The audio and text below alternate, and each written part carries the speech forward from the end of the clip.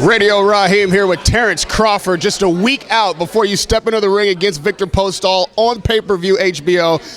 You've had 28 fights. All of them have been important, but there can't have been a fight with this much spotlight and attention on you in the build-up. Can you talk to me about the difference between getting prepared for this moment as opposed to your other 28 fights? It haven't been nothing new to me, basically, because when I fight, a lot of cameras be here and I be expecting it, but being that it's a HBO card, you get a little more limelight than you normally do, but it's part of the game, and I'm looking forward to this weekend. People think of Viktor Postol as your greatest challenge because you both gotten attention recently. But when you look at his skills and match him up against yours, do you feel like he's the greatest challenge that you'll have been in the ring with? I don't know, being that I never been in the ring with him yet, and he never been in the ring with me. So I really can't say if he's going to pose a bigger threat than any one of the opponents that I ever faced before. He's a tall fighter. A lot of critics, I guess you could say, are looking at this fight as that being an advantage for him. Do you see that as a challenge for you?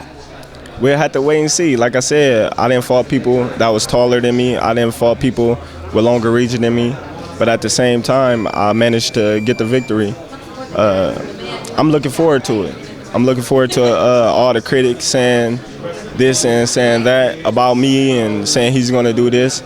I'm looking forward to it. It's just fueling me. That's it. You've been with the same trainer. You guys have a close relationship. Freddie Roach is on the other corner, and it seems like Brian doesn't give much credence to that. Do you think at all about the strategy or the game plan that Freddie Roach might bring into the ring for Postol to face you?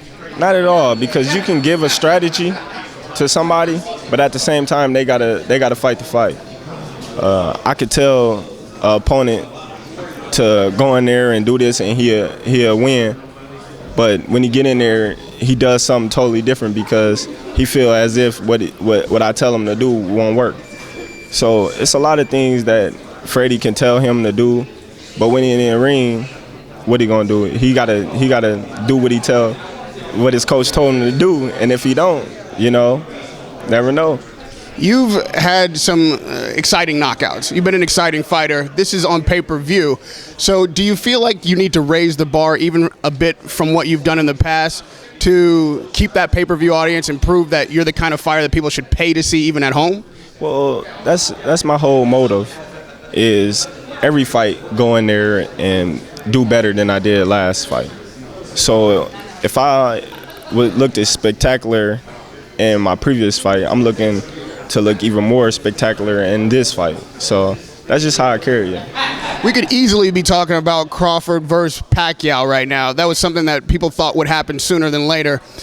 When you look at Pacquiao, not the totality of his career, we know he's done a lot and been a successful fighter, but right now, where he is in his career right now, how do you think he measures up?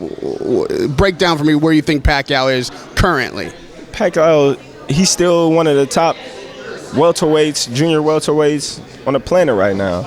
As you can see, he showed that against Timothy Bradley in his last fight, and he still have the speed, the power, the movement that he had a couple of years ago. He might not have it the same when he was knocking out everybody, but he's still amongst the best out there. Other than the money, I guess the money's a big part of it, but when you know that Top Rank's having a hard time putting a fight together for Pacquiao, your fight's about to be over in 7 days, is this a fight you're actively pursuing? Are you like calling Bob trying to get the Pacquiao fight? Not at all. Not at all. I haven't even spoke or mentioned Pacquiao because I got a fight in front of me, and that's my main focus. I'm not worried about Pacquiao. And lastly, I know you and Timothy Bradley are close. He's faced Pacquiao 3 times. What's his mentality right now? Is he in the camp with you at all? Are you guys, while you're training, tight? No, not at all. Me and Tim is like brothers. Very good guy, and I know he wished me nothing but the best because I wish him nothing but the best, and that's just how we carry it. A lot of people are learning about you for the first time. You've had some documentaries done on you. People are being introduced to Terence Crawford, but none will be introduced to Terence Crawford like they will be this Saturday night in Las Vegas. At the end of that night, what is it that you want people to take away from having experienced you? What are they going to learn Saturday night about Terence Crawford? They're going to learn that I'm the best in the division. And I've been saying that, and Saturday I'm gonna make it a reality. Good luck Saturday night. I really appreciate the time, man. Thank you very much. Radio Raheem with Terence Crawford.